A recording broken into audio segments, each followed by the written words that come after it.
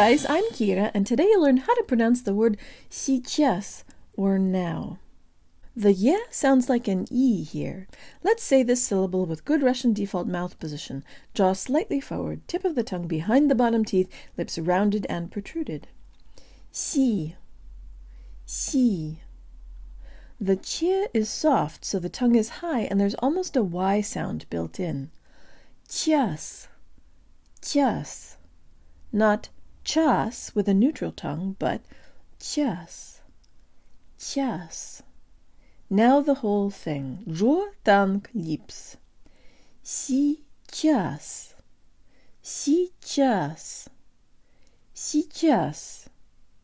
However, there is an alternate relaxed pronunciation where the y and i краткое are omitted and the s-ch combination turns into a ща pronounced with a high tongue. Here we go. Жо танк липс. Сейчас. Сейчас. Сейчас. Сейчас.